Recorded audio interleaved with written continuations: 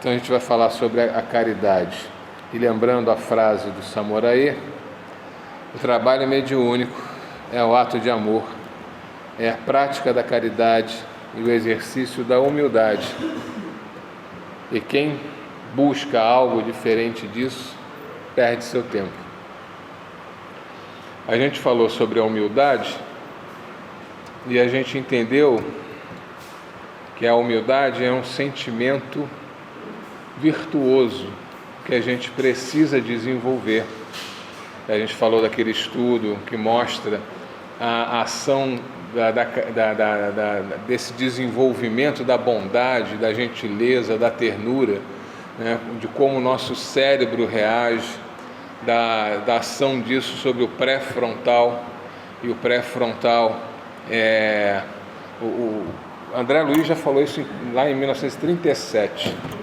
O nosso cérebro, basicamente, ele se divide em 3 partes. A parte do basal, que é onde está o nosso passado, os nossos instintos lá da pré-história, da nossa animalidade, está tudo lá no basal. Nós temos a parte do presente, que é onde a gente toma as decisões, que é o frontal. E tem a parte do pré-frontal, que é a última parte do cérebro que se desenvolve. Essa parte do pré-frontal é o futuro. Tá? Então, tudo o que é relativo à parte mediúnica, a parte espiritual, meditação, prece, oração, tudo isso atua no pré-frontal. E quando isso é franco, quando isso é verdadeiro, o pré-frontal atua de uma maneira em que as decisões que você toma no frontal, elas ganham um poder sobre os seus instintos naturais. Então, aqueles hábitos que a gente tem já instituídos, que estão lá, né, que a gente... isso até no Evangelho, tem a pergunta no Evangelho em que Kardec pergunta aos espíritos, no Evangelho, no Livro dos Espíritos, Kardec pergunta se é possível nós mudarmos nossos hábitos. E os espíritos responderam que sim, e com um esforço mínimo, basta ter vontade. E a gente sente uma dificuldade gigante de fazer mudanças. E essa dificuldade gigante que a gente sente de fazer mudanças é porque nós temos os hábitos lá já instituídos, que estão lá no nosso basal, e que os gatilhos fazem com que isso dispare. Então, parar de fumar é quase impossível, parar de beber é quase impossível, né? E outros vícios sociais que a gente tem, né, da fofoca, enfim, nós temos diversos tipos de vícios sociais, de caráter e de tudo mais. Isso está tudo lá como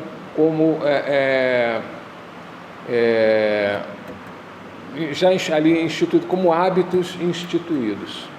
E para que a gente possa mudar, a gente precisa modificar esses hábitos. E modificar o hábito é que nem o hábito de roer a unha. Você rói a unha e nem percebe. Para você parar de roer a unha, você tem que ficar prestando atenção. E primeira distração que você der, você vai roer a unha. Qualquer hábito que a gente tenha, vai acontecer isso. Então, o hábito da humildade, que foi desenvolvido lá, e que a gente viu há 15 dias atrás, que a humildade, na verdade, ela está dentro da gente. A forma como nós fomos criados é que nos afastou dessa coisa que é natural para nós, mas que nós podemos resgatar reaprendendo esse hábito. E esse hábito, a gente reaprendendo, ele vai acender o nosso pré-frontal. E quando ele acende o nosso pré-frontal, a gente consegue se libertar daqueles hábitos antigos. Silenciar e calar aqueles hábitos. Fecha a porta. Silenciar e calar os hábitos antigos. Esse aqui da caridade é a continuação, quer dizer, o Samurai, quando falou, né, ato de amor, prática da caridade, exercício da humildade, ele foi do principal para o menos importante. O amor é o principal, é onde a gente deve chegar. O caminho para chegar nesse amor é o caminho da caridade. tanto que o Evangelho fala, fora da caridade não há salvação. E para que a gente possa praticar a caridade de verdade, a verdadeira caridade, que é o que a gente vai entender hoje, o que é verdadeira caridade, a gente precisa desenvolver a humildade. A gente não vai conseguir desenvolver a humildade da noite para o dia, mas a gente precisa tentar. E cada vez que a gente vai tentando, a gente vai se aproximando dessa humildade. E cada vez que a gente vai se melhorando um pouquinho nesse nosso esforço de ser uma pessoa boa, né? Que foi o que a gente viu há 15 dias atrás, o nosso trabalho de caridade também vai mudando. E se nós tivermos o conhecimento de aonde a gente precisa chegar com o trabalho de caridade, a gente tem uma direção e para de andar em círculo, de andar em zigue-zague, né? Só vai depender da gente. O Samurai, ele trouxe essa frase há quase 30 anos atrás. Hoje, 30 anos depois, é que de verdade eu consegui entender o que é essa frase. E só consegui entender porque nesse último mês, nesses últimos 2 meses, tá? A pedido da espiritualidade, eu estou me preparando para estar aqui, para explicar isso para vocês. Tá? Então, aquele áudio que está lá no grupo de estudos, que foi o que foi gravado aqui no dia que a gente falou aqui, gostaria que vocês ouvissem aquele áudio, revisitassem aquele áudio várias vezes, porque o que está ali a gente não vai conseguir entender numa vez só, nem vai conseguir praticar aquilo de cara, né? Mas se eu tivesse tido isso há 30 anos atrás, com certeza hoje o meu aproveitamento como médium seria muito melhor. Hoje eu seria uma pessoa muito melhor. E o que eu estou tentando fazer com vocês, a pedido da espiritualidade, é encurtar esse caminho para vocês, para que vocês não tenham que gastar 30 anos para cair a ficha como aconteceu comigo. Tá certo? Então, a caridade verdadeira, ela é uma ação, né? A humildade é um sentimento, a caridade é uma ação. Mas é uma ação que, para ser verdadeira, ela precisa estar revestida de um sentimento, a humildade. Se não estiver revestida de humildade, não é caridade verdadeira. E aí, eu já vou até inverter a ordem aqui do que eu tinha feito. Existe um estudo científico, e eu gosto de trazer esses estudos científicos, porque ele mostra, através da neurociência, dados concretos, que são estudos feitos por ateus, né? São cientistas, eles não têm religião, não acreditam em mediunidade, não acreditam em nada disso.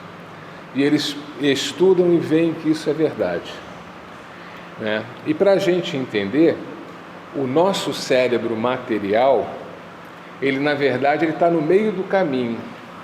Então a função dele nesse processo não é pensar por nós. Ele só está dando os sinais do que nós espíritos e do nosso cérebro espiritual, do que está acontecendo em nós. Então, fisicamente, medindo lá, escaneando o cérebro material, eles conseguem ver o que está acontecendo. Eles não entendem que isso é o que acontece no espírito, para eles acontece no cérebro material. Mas, na verdade, para nós, o que a gente está vendo ali no cérebro material acontecendo é o que acontece no espírito. E esse foi um teste feito por um brasileiro, um neurocientista brasileiro. E esse trabalho ele foi bastante elogiado pelos resultados que ele conseguiu. E ele fez um estudo sobre caridade. Eu só tenho que achar aqui onde eu botei aqui, né? Porque está aqui. Esse cientista brasileiro ele fez o seguinte: ele foi entender primeiro o que seria a caridade. E a gente tem 2 formas de fazer a caridade. a caridade material e a caridade moral, vamos dizer assim. Então, a caridade material, ele chama de filantropia. E a gente pode entender também como a esmola. A esmola que a gente dá no sinal para um pobre na porta da igreja, né? Então, isso é uma forma de caridade, mas é uma caridade material, e que ele diferenciou chamando de filantropia. E a caridade moral, como o Livro dos Espíritos coloca, ele chama de verdadeira caridade. E aí vamos entender, eles pegaram um grupo de pessoas e chegaram para esse grupo de pessoas e falaram assim: você quer ganhar 100 reais? Aí todo mundo fez sim. E aí ele deu 100 reais para cada um. E foi escaneando o cérebro de cada uma das pessoas. Cada uma das pessoas teve uma manifestação no seu cérebro na área da recompensa. Todo mundo ficou feliz de ganhar 100 reais. Aí a segunda pergunta que ele fez: você concordaria em doar esses 100 reais que você ganhou para uma instituição de caridade? E eu vou te dar 3 opções. Uma trabalha com crianças necessitadas, outra trabalha com idosos e a outra trabalha com deficientes. Você pode escolher para qual das 3 você quer dar. E aí você vai pegar esses 100 reais que eu te dei e vai dar para essa instituição. Você topa? Aí eles toparam, escolheram lá a instituição e eles estão escaneando o cérebro. E todos eles, a área da recompensa se manifestou. Beleza. Aí ele chegou para eles e falou: agora vamos fazer o seguinte, eu vou usar esses 100 reais para pagar o seu trabalho e você vai dedicar um dia do seu trabalho a uma dessas instituições, a instituição que você quiser. Tá? Você vai escolher essa instituição, você vai lá na hora que você puder, você vai trabalhar nessa instituição e você vai ganhar esses 100 reais. Vocês topam? Todo mundo topou. Escanearam o cérebro deles enquanto eles estavam tomando essa decisão. E a área da recompensa se acendeu e outras áreas ali se acenderam. Ou seja, ele se sentiu mais feliz ainda, né, por poder colocar o trabalho dele em serviço, né, para ganhar aqueles 100 reais. Aí ele fez a seguinte pergunta: bom, me devolve os 100 reais, por favor. Aí todo mundo devolveu. Agora você vai fazer o seguinte, você vai pegar 100 reais do seu dinheiro e vai doar para uma das 3 instituições. E escaneou o cérebro. Todos entraram em sofrimento. E aí ele chegou: então vamos fazer o seguinte, vocês vão pegar algum tempo de vocês vão faltar ao seu trabalho, e isso vai ser descontado do seu pagamento e você vai doar esse tempo para uma instituição. E aí foram lá e escanearam o cérebro. Todos continuaram em sofrimento. Legal. Aí o que eles tinham feito? Eles tinham feito 3 filmes, tipo filmezinho de propaganda, das 3 instituições, mostrando o trabalho que elas realizavam, os espaços, as crianças, os idosos, os deficientes sendo atendidos, né? E chegaram para eles e falaram: faz o seguinte, esses 100 reais que vocês vão doar do dinheiro de vocês vão assistir esses vídeos dessas 3 instituições e vocês vão depois me dizer qual dessas 3 instituições vocês acham que merece mais o seu dinheiro. E aí todos assistiram lá os videozinhos, eram vídeos muito compridos, não sei o que lá, não sei o que lá, não sei o que lá. E aí todos tomaram, enquanto assistiam os vídeos, tomaram a decisão E enquanto assistiam os vídeos e tomavam a decisão, o cérebro estava sendo escaneado. Todos eles, quer dizer, não todos, mas a maioria deles, o pré-frontal se manifestou. Então eles deixaram de sofrer, e o pré-frontal, que tem a ver com a mediunidade, com a meditação, com a oração, que é o que nos liga à divindade, se acendeu. E aquelas pessoas então ficaram muito, muito felizes em doar os R$100 deles para aquela instituição que eles escolheram. E aí eles foram ver o que aconteceu de diferente. E a diferença foi simples. Enquanto eles estavam vendo os vídeos, eles se emocionaram. Então entrou ali na conta um sentimento verdadeiro. Acabou o sofrimento de perder R$100. E eles doaram aqueles R$100 felizes. Essa é a verdadeira caridade. Então,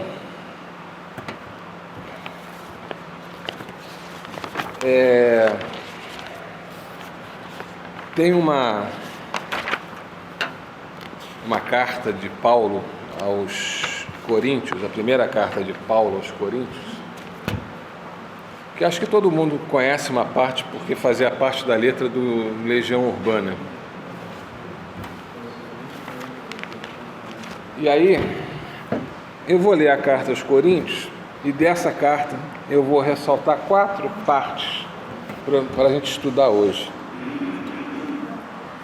Então ela fala assim: ainda que eu fale todas as línguas dos homens e dos anjos, ainda que eu fale todas as línguas dos anjos e dos homens, se não tiver amor, serei apenas um bronze que ressoa, um sino que retine. Ainda que eu possua o dom das profecias, saiba todas as ciências, ainda que eu possua um tamanho grau de fé que me permita remover montanhas, se eu não tiver amor, eu nada serei. Ainda que eu distribua meus bens aos pobres, e deixe então o fogo consumir o meu corpo, nenhum proveito tiro, se não houver amor. O amor é paciente, o amor é bondoso, não é nada exigente, arrogante, orgulhoso, jamais é descortês, nunca interesseiro. O amor não se irrita, não guarda rancor no coração, tudo desculpa, tudo crê, tudo espera, tudo suporta.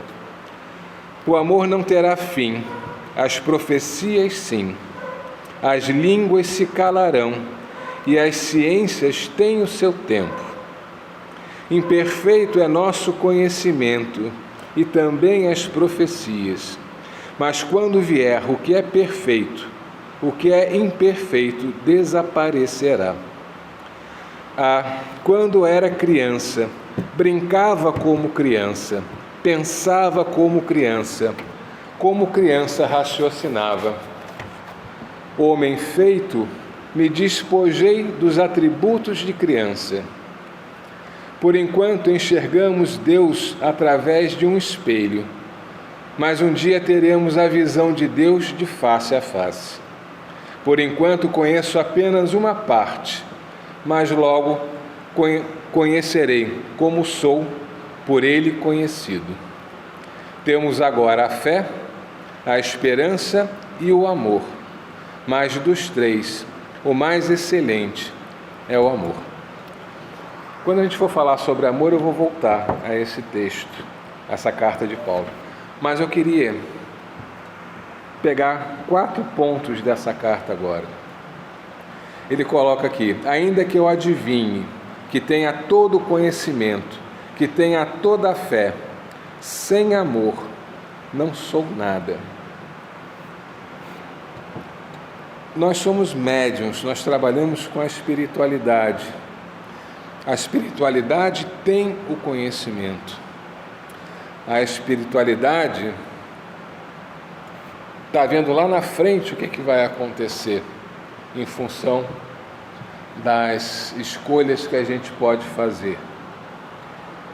Só que nós, como médiuns, nós interferimos no trabalho da espiritualidade porque somos imperfeitos.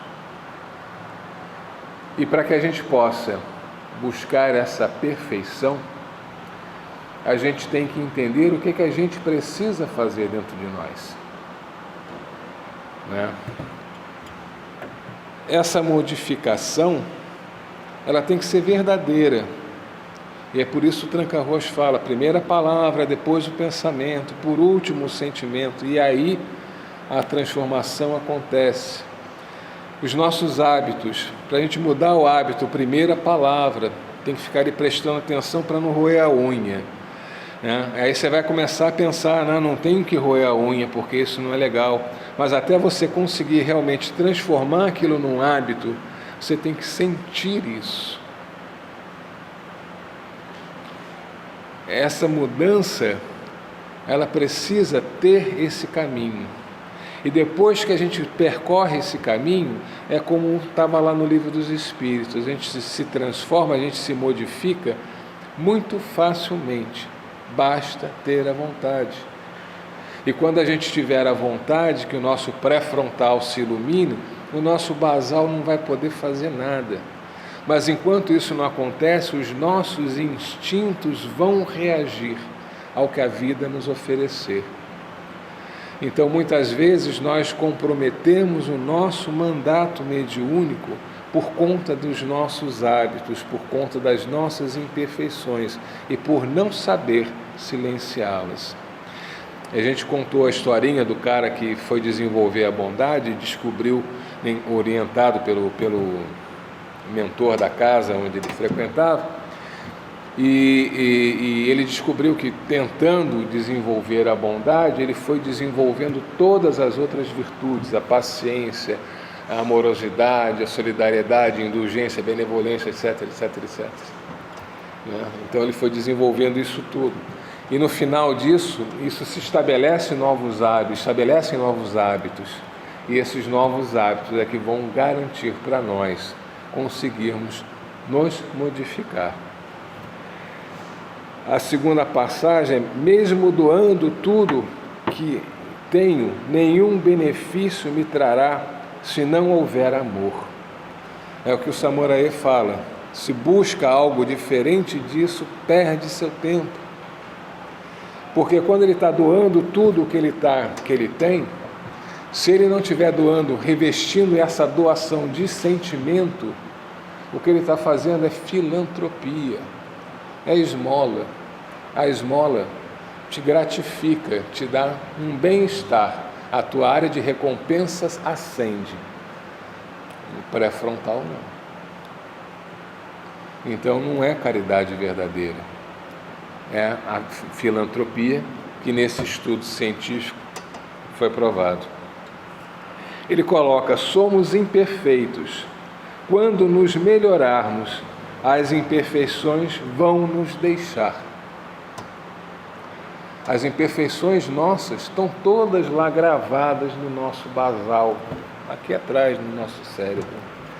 E qualquer gatilho dispara isso, as nossas reações vão ser sempre essas. Por quê? Quando a gente era lá primitivo, vivia na tribo, nós precisávamos sobreviver. Então era a lei da sobrevivência, da manutenção através da procriação, de se defender. Isso tudo está aqui atrás. Então quando a gente é agredido, a gente reage com um basal. Mas para ser humilde, a gente tem que aprender a ser bom, né? Como ele fala, o amor tudo perdoa, tudo releva. Por que a gente vai se aborrecer, né? E aí, éramos crianças crescemos e deixamos a simplicidade, a espontaneidade, a inocência, a ingenuidade para trás. Aquilo que a gente falou há 15 dias, a humildade está dentro da gente, a bondade está dentro da gente. A forma como nós fomos criados é que nos afastou disso, mas ela está lá dentro e a gente pode resgatar. E resgatando isso, a gente vai conseguir se modificar. É natural, vai ser um processo natural. Mas a gente tem que querer, tem que dar o primeiro passo, o segundo passo e continuar, vai errar, né? Aí, eu trouxe umas historinhas também para ilustrar isso. Já me perdi aqui no coisa, mas vamos lá. A primeira historinha é de Gandhi.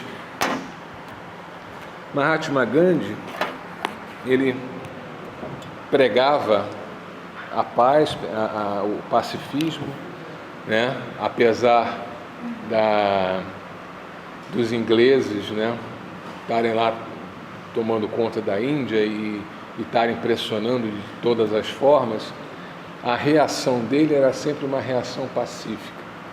Mas aí, volta e meia, armavam lá para puxar o tapete dele e numa situação dessa, ele foi preso, injustamente, e ficou preso por 8 anos.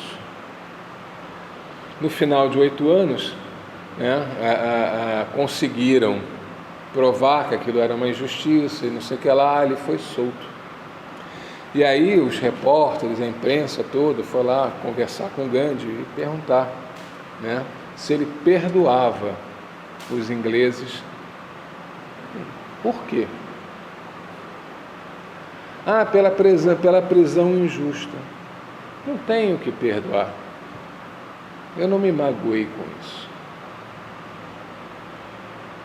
É disso que a carta de Paulo fala. É desse amor que a carta de Paulo fala. É esse amor que o Samurai falou na frase, ato de amor. Estamos muito longe disso. Muito, muito longe disso. Tá? Mas existem situações em que a gente pode ir trabalhando isso. Então tem uma historinha, que eu não sei onde é que eu achei ela aqui. Está aqui. Existia ali, não sei quem conhece ali o prédio da UERJ, quando ele começou a ser construído, a obra foi paralisada durante muito tempo e só tinham os esqueletos dos prédios, e esses prédios foram invadidos e ali dentro se formou uma favela, que era chamada a Favela do Esqueleto. E ali era um lugar onde a pobreza reinava imensamente. E doenças ali se propagavam, como tuberculose e outras coisas. Na época, um grupo espírita fazia trabalhos constantes lá, levando auxílio para essas pessoas. E tinha um rapaz no centro, né, que nunca tinha participado dessas visitas lá à Favela do Esqueleto. E aí um belo dia, 2 companheiros deles da casa o convenceram a ir até lá para prestar solidariedade lá a algumas famílias que eles sabiam estavam necessitando. E aí foi ele encontrar junto à Favela do Esqueleto com esses outros 2. Um dos 2 não foi, só foi um. E aí então entraram os 2. E aí esse que o tinha convidado levou lá a um local onde tinha uma família.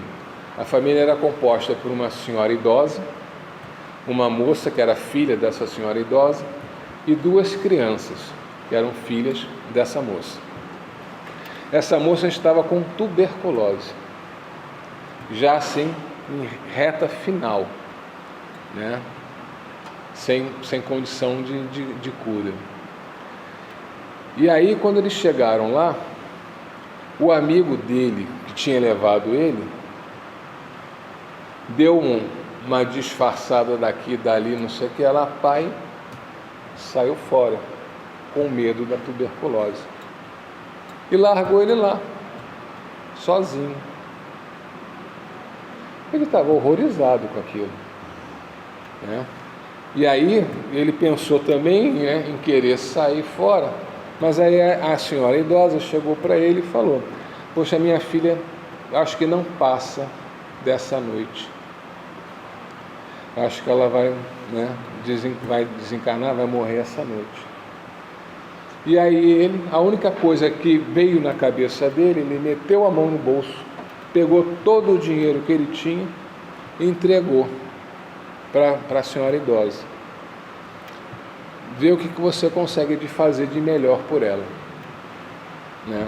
Aí ela falou: vai servir para o funeral dela, né? E aí ele virou as costas e saiu fora. Tão preocupado com a tuberculose que ele não foi para casa. Ele foi para um hotel, ligou para casa, pediu que a esposa dele levasse uma muda de roupa limpa. Ele tomou banho no hotel, trocou de roupa no hotel, jogou a roupa que ele estava usando fora, para ele poder ir para casa sossegado, que não estaria levando tuberculose para a casa dele. E no dia seguinte, na primeira hora, ele estava no consultório do médico dele, né, se consultando para fazer os exames, para ficar tranquilo de que não teria nenhum tipo de problema. Passado alguns anos, esse cara desencarna. E aí quando ele chega do outro lado, ele se vê assim num lugar amplo, como se fosse um auditório, com várias pessoas sentadas, e lá na frente, uma grande mesa com várias pessoas sentadas, né? E as pessoas que estavam no auditório estavam sendo chamadas uma a uma, e chegando lá na frente perguntavam: o que você fez de bom por outras pessoas? E aí as pessoas diziam, e aí alguns outros espíritos que tinham sido auxiliados se apresentavam, falaram: ele fez isso pela gente, não sei o que lá, parará, parará. Ah, tá legal, tal. Até que chegou na vez dele. Quando chegou a vez dele, ele falou: cara, o que eu fiz? Não fiz nada para ninguém, né? Estava lá naquele centro espírita, mas lá era mais um encontro social do que realmente outra coisa qualquer. E quando ele chegou lá, perguntaram para ele: o que você fez, né, por outra pessoa? E ele parou, pensou, e está naquela de responder. Aí nisso se apresenta uma mulher, aquela que estava morrendo de tuberculose. E aí ela falou: ele nos ajudou muito, porque com o dinheiro que ele deu, eu pude ser enterrado, e o que sobrou alimentou meus filhos e a minha mãe.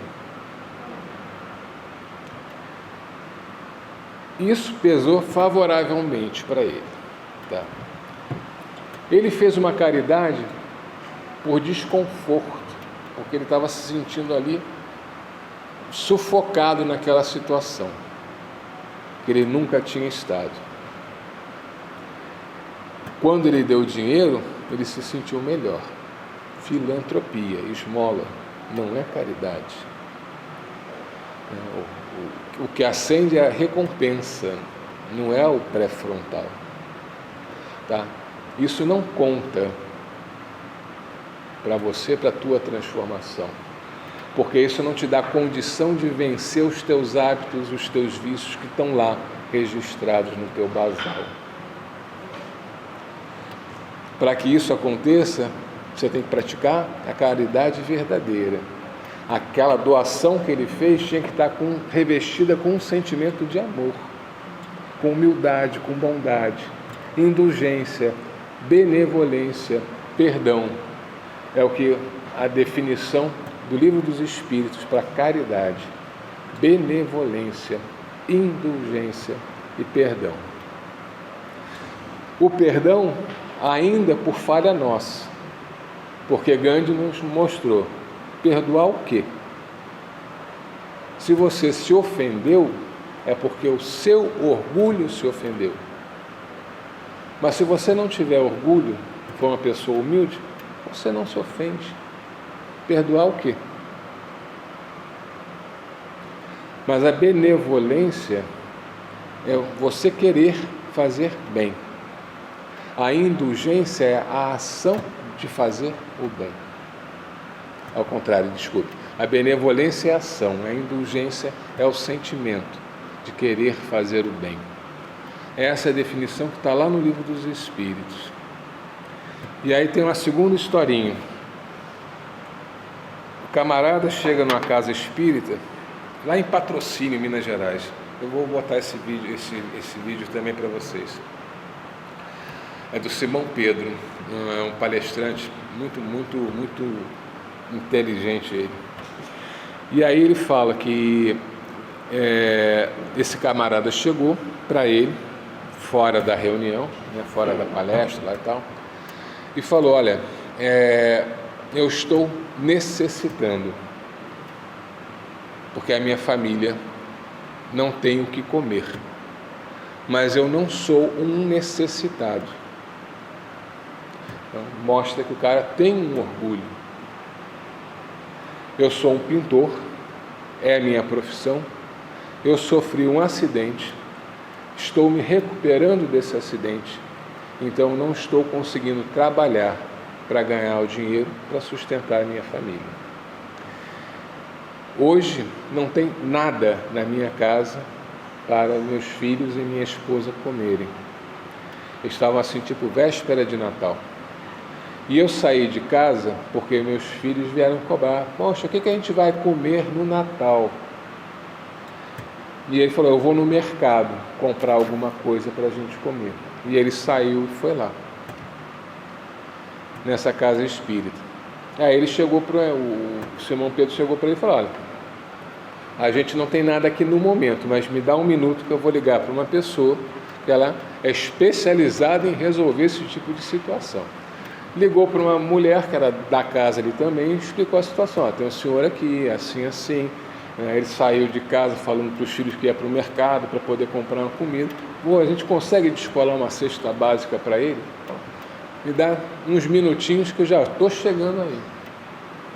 E aí ela foi, pegou uma cesta básica que ela tinha lá para que ia ser feita a distribuição, passou no supermercado, pegou sacolinhas de supermercado, colocou as compras, as coisas da cesta básica divididas em sacolinhas e deu para o cara.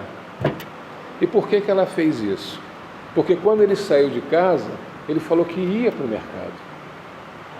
Então é uma forma de garantir a ele que ele vai chegar em casa indo do mercado, né? Isso para ele é manter a dignidade. Isso é caridade, é fazer mais. Não é simplesmente dar a cesta básica, é a forma como você dá a cesta básica. O Simão Pedro, nesse vídeo, ele fala: o cara chegou lá com um documento do carro dele, que era um Chevette velho, todo cheio de plástico, que é o que ele usava para botar a escada, as tintas, para levar para o trabalho dele. Deu o documento de venda assinado como garantia, que eu vou lhe devolver tudo que você me der. Meses depois ele fez a pintura lá do centro lá deles, recebeu pelo serviço e tudo mais, né? Porque ele se recuperou da doença e tudo mais. Então, a caridade verdadeira, ela vai além da caridade material. Não é só dar a cesta básica. Eu falei isso na semana 15 dias, né? Está no vídeo da NET. Né?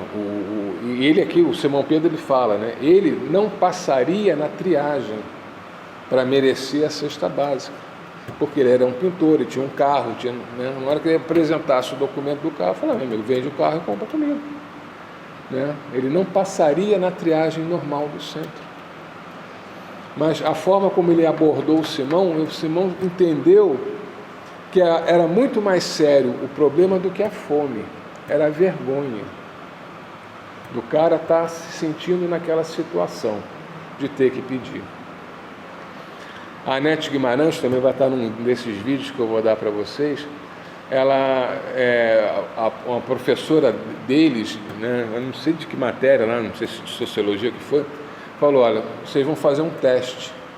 vocês vão sair daqui, vão para um ponto de ônibus e vão pedir o dinheiro da passagem.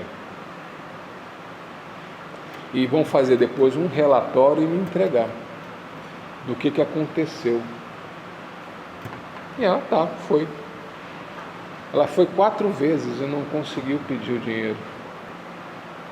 Na 5ª vez, ela foi, e aí tinha lá uma senhora no ponto, eu falei, vou em cima dessa senhora que deve ser mais fácil. E na hora que ela chegou para pedir o dinheiro da passagem, a senhora poderia me dar, e não conseguiu completar a frase. Tal a vergonha que ela sentia de pedir. E ela começou a chorar, desesperada. E aí a mulher que ela estava pedindo falou, o que foi? Você foi assaltada? Não tem problema, a gente consegue aqui o dinheiro da passagem. E outras pessoas foram chegando, aí chegou o ônibus, ela falou como uma mulher falou, ela foi assaltada, mas eu vou pagar a passagem dela. E cada vez ela chorava mais. Né? Tal a situação em que ela se encontrava, tal o desconforto em que ela estava. Então muitas vezes a pessoa passa naquela porta para pedir algum tipo de ajuda, ela passa assim, com vergonha. Teve um caso, foi antes da pandemia, lá na Barra da Tijuca, o camarada era empresário, não sei o que lá, parará, e deu uma viravolta lá, o cara foi à falência. O camarada chegou em casa, ele era casado, tinha mulher e 2 filhos. Ele chegou em casa e jogou os 2 filhos da varanda, jogou a mulher da varanda e pulou. Por que ele fez isso? Porque não queria que os filhos e a mulher sofressem, né, pela necessidade que eles iriam ter que passar. Não, vergonha de ter que admitir para os filhos e para a mulher que ele fracassou. Orgulho. Por isso ele fez isso. Não foi para poupá-los do sofrimento, foi para ele não ter que ver os filhos e a mulher o acusando de ter fracassado. Com certeza era um cara materialista, não tinha crença nenhuma em religião nenhuma, não acreditava em vida após a morte, senão não teria feito isso. As pessoas que passam por aquela porta, muitas vezes, passam com situações como essa. E para que a gente possa prestar a caridade verdadeira a essas pessoas, a gente tem que se transformar um pouquinho. Eu acredito que alguns de nós aqui já estão melhores até do que eu, nesse aspecto. Eu tenho muitas dificuldades ainda. Eu vou citar 3 casos. Lá no MAP, quando a gente fazia o atendimento na maca, a gente não trabalhava incorporado, mas as entidades estavam do nosso lado. E durante o atendimento vinham as intuições, às vezes se falava as coisas e não sabia nem porquê. E eu vi algumas situações em que, o cara atropelou uma pessoa. E o primeiro pensamento que passou na cabeça dele foi saber se a pessoa tinha morrido. Porque se a pessoa não tivesse morrido, aquilo ia dar um valor absurdo de despesas médicas que ele não ia ter condição de arcar. Então, naquele momento, ele estava entendendo que talvez fosse melhor que aquela pessoa morresse. Porque ele não ia precisar tirar da família dele um dinheiro que ele não tinha. Uma outra situação o cara tinha um irmão e esse irmão sofreu um AVC e estava internado, não tinha plano de saúde, né? E a esposa do irmão estava pedindo aos parentes lá, inclusive a ele, dinheiro emprestado para as despesas médicas. E a preocupação dele, apesar de ele estar muito sentido com a doença do irmão, é onde ele ia pegar o dinheiro para ajudar a pagar as despesas médicas, porque era um dinheiro que ele ia ter que tirar da família dele para fazer isso. Uma outra situação, o cara tinha um irmão, esse irmão tinha esposa, 2 filhos, morava com a sogra morava na casa deles, todos eles trabalhavam, mas de forma informal, e aí ele pagava o plano de saúde para todos. Só que aí começou a faltar grana, e aí ele teve que cancelar o plano de saúde. E aí o irmão dele, que tinha uma situação financeira bem estável, bem folgada, chegou para ele e fez a seguinte sugestão: faz um plano de saúde para você, porque você é o provedor principal. Então, pelo menos da tua saúde você consegue cuidar. Nessas 3 histórias, a gente consegue identificar na pessoa que atropelou e preferia que o outro morresse, naquele que estava preocupado do dinheiro em vez de pagar a despesa médica do irmão, do outro que sugere ao irmão a fazer um plano de saúde para ele e esquecer a mulher, os 2 filhos e a sogra, deixar eles sem nenhum tipo de atendimento. Que sentimentos são esses? Preservação. Está lá no nosso basal, vem lá do nosso primitivismo. Nós somos egoístas por isso, nós somos orgulhosos por isso, nós somos vaidosos por isso. Está tudo lá no basal, vem tudo do nosso primarismo. E para que a gente possa se tornar humilde, bom, prestar a caridade, a gente precisa silenciar isso. E só quem pode silenciar isso é o nosso pré-frontal. E o pré-frontal ele se manifesta quando as nossas ações são revestidas de sentimentos sinceros. Verdadeira caridade é aquela que você faz, como a criança, eu falei há 15 dias atrás, quando o cara mal deixou cair o livro, tropeçou e caiu, que a criança corria para ajudar o cara mal, e aí o cientista perguntou para ele: você gosta dele? Não. Então por que você ajudou? Porque ele precisava. Mas você gosta dele? Não. Então por que você ajudou? Porque sim. Você vai fazer a caridade espontaneamente, sem sentir. Esse é o nosso objetivo. Talvez na próxima encarnação a gente consiga alcançar esse objetivo. Mas o caminho que vai nos levar lá significa que a cada dia a gente vai melhorar um pouquinho. Então, cada dia eu vou ser um pouquinho mais humilde, um pouquinho menos orgulhoso, um pouquinho menos vaidoso. A minha caridade, a minha ação vai ser um pouquinho mais revestida de um sentimento. E aí a gente vai nesse caminho da caridade para aprender o que é o amor, que é aquele que não se aborrece, que não se ofende, que não precisa perdoar. Ato de amor, prática da caridade, exercício da humildade, e quem busca algo diferente disso perde seu tempo. Existem muitas formas de você botar a sua mediunidade em serviço.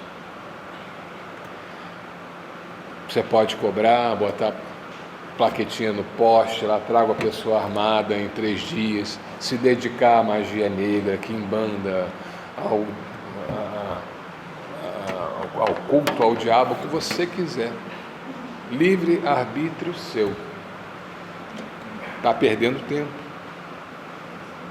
A mediunidade, ela foi te dada como ferramenta reencarnatória para te ajudar na sua transformação, única e exclusivamente. E aí o Evangelho te diz: fora da caridade não há salvação. Você precisa ser médium para prestar caridade? Não. E quer um exemplo disso? Em 1999, dezembro de 1999, eu estava saindo do trabalho ali na Cidade de Deus, e aí a pista de mão dupla, a pista vazia na minha frente. Eu vi um ônibus parado no ponto, na outra pista. Saltou um grupo de rapazes e crianças, todas vindo da praia, chinelo, bermuda, não sei o que lá, né? Atravessaram aquela pista e pararam na divisa das duas pistas. Quando eu vi eles parando ali, eu tirei o pé do acelerador. Como eu vi que eles não se mexeram, eu acelerei e fui para passar. Aí tinha uma dúzia de pessoas ali. O último, na hora que eu estou passando, deu um passo para frente, pegou no farol do meu carro, no paralama do meu carro. O capô do meu carro amassou com a cabeçada que a criança deu. Era uma criança, 12 anos. Com a cabeçada que a criança deu no capô do meu carro, afundou o capô.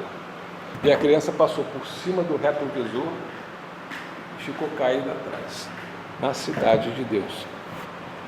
A minha sorte é que estava saindo de uma rua um carro da PM. Né? E ele viu o atropelamento já acontecido e parou atrás de mim. Eu não saí do carro. Né? A polícia chegou, 2 policiais foram ver a criança, um veio falar comigo. Né? Aí eu baixei o vidro, né? E aí o guarda veio falar comigo, aí ele falou para eu sair do carro, e aí eles pegaram a criança e levaram, acho que para o Lourenço Jorge, botaram na viatura e levaram para o Lourenço Jorge. O outro guarda entrou no meu carro e eu fui com ele para a delegacia para registrar a ocorrência. O que esse guarda fez foi me acharcar. Viu que eu estava emocionalmente destruído, né, pelo fato de atropelar uma pessoa, ainda mais uma criança, né, e ele se aproveitou disso para tirar dinheiro. Eu, inexperiente, sem condição de raciocínio, dei. Beleza. Eu estava trabalhando na Vela, ali em Jacarepaguá, era uma indústria ali em Jacarepaguá. Lá tinha um serviço médico, que ele é obrigatório, né, por lei, eles terem aquele para primeiros socorros, no caso de acidente na indústria. Né?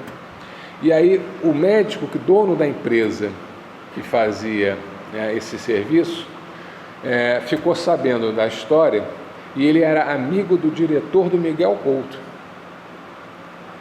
Na mesma hora ele pegou o telefone, ligou lá para o amigo dele, fez a transferência do Lourenço Jorge para o Miguel Couto. Depois eu fui visitar o garoto lá no hospital. Ele estava tendo o melhor atendimento que eu acho que no hospital particular nenhum ele ia ter. Tanto que ele se recuperou de um traumatismo craniano sério. Né? A família do garoto se aproveitando disso para tentar arrancar dinheiro de mim.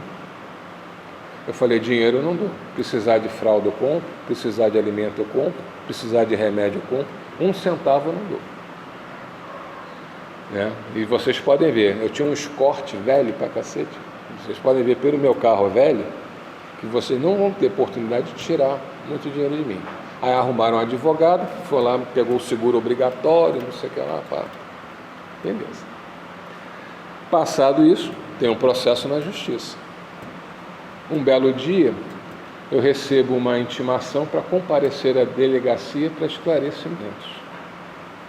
E lá vou eu, para a delegacia, né, sem saber o que ia dar. Aí, por sugestão do meu tio, ele me apresentou lá um advogado amigo dele, que me cobrou R$5.000, não fez nada. E nesse dia eu fui sozinho, porque ele não podia ir comigo. né? Aí, nesse dia eu estou lá esperando, aí eu falo, aguarda um pouquinho, que tem uma pessoa dando depoimento. Então tá, e estou aguardando, passada uma meia hora, me sai uma senhora, que estava dando depoimento, e aí ela vem falar comigo. Foi você que atropelou aquele rapaz? Eu falei, fui. Eu tenho um salão de beleza em frente da onde aconteceu o acidente, e eu vim testemunhar. Eu não sei o que a mulher testemunhou, eu sei que o processo foi arquivado, porque o que ela falou provavelmente bateu com o que eu falei. E o que eu falei no testemunho foi que, quando eu acelerei o carro e andei, né, para passar pelas crianças, a criança deu um passo para frente. E conversando com Edson, que é um coronel da Polícia Militar, que é conselheiro da casa, ele falou, cara, está tendo muitas situações como essa, né? Eles pegam famílias que têm muitos filhos, aí tem um filho lá daqueles que é meio perdido, meio que dá problema, eles jogam para sacrifício para acharcar as famílias. Está acontecendo muito isso. Não sei se foi isso que aconteceu.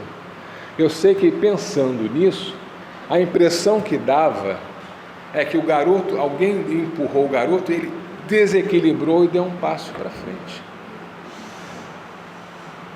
O desespero que o irmão dele estava no local do acidente era gigante, estava completamente descontrolado. Então talvez ele, de brincadeira, tenha dado um empurrão no irmão, só que o irmão desequilibrou e foi para frente do carro. E talvez esse tenha sido o testemunho da mulher do salão de cabeleireiros, e talvez esse testemunho é que tenha me liberado dessa situação, fez com que o processo foi arquivado. O que essa mulher fez? Caridade. O que ela ganhou com isso? Nada. Perdeu uma tarde de serviço, teve que ir na delegacia prestar um depoimento de uma coisa que ela viu, mas que ela não conhecia nem a vítima, nem o atropelador. E por que ela foi? Porque ela achou certo. Ela entendeu que ela tinha que ir. E graças a Deus ela foi. Graças a Deus o cara lá conseguiu transferir o moleque lá para o Miguel Couto, e ele teve um atendimento lá gigante, de bom. Graças a Deus o moleque se recuperou. Isso é caridade. Não precisa ser médium para prestar caridade. Precisa ser gente. Precisa querer. Precisa amar. Só que nós que recebemos esse dom para que ele possa nos ajudar no trabalho que a gente tem que fazer de se melhorar, isso abre para a gente um monte de portas. Só que às vezes sozinho demora a cair a ficha. Para mim demorou 30 anos. Hoje, muitos dos meus comportamentos no dia a dia são completamente fora do que vocês me veem aqui. Eu estou sendo aqui um hipócrita? Não. Eu estou tentando me melhorar. E aqui, pelo ambiente em que nós estamos, eu consigo me controlar mais. Lá fora, no dia a dia, a gente fica meio que sozinho, às vezes nas situações. E a gente deixa que o basal grite. E a gente reage, a gente não age, a gente reage. E reage com todo o nosso primitivismo, muitas vezes. Passado aquele momento, por que eu fiz isso? Por que eu reagi assim? Eu sei que eu não tinha que fazer dessa forma, porque primeiro muda a palavra, depois muda o pensamento, só depois o sentimento começa a mudar, e quando o sentimento muda, um novo hábito se instituiu. O teu pré-frontal está ali brilhando. E um novo hábito se instituiu. E esse novo hábito consegue prevalecer sobre todos os hábitos antigos. Isso provado pela neurociência. O nosso cérebro mostra que isso realmente acontece. Não é um papo, acontece no cérebro do espírito. É físico. Fisicamente você consegue identificar isso através de exames neurológicos, que é para provar para a gente que aquilo é concreto. Quando o nosso pré-frontal ativa, a nossa saúde melhora, a nossa capacidade de decisão melhora, tudo melhora para a nossa vida. A gente traz na nossa genética muitos gatilhos ali para serem detonados durante a nossa vida, porque cada um desses gatilhos vai nos trazer experiências que a gente precisa viver para se melhorar.